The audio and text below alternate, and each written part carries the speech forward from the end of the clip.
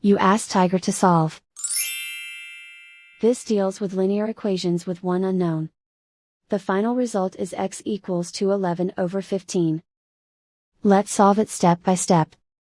Simplify the expression. Group like terms. Simplify the arithmetic. Group all constants on the right side of the equation. Add 31 to both sides. Simplify the arithmetic.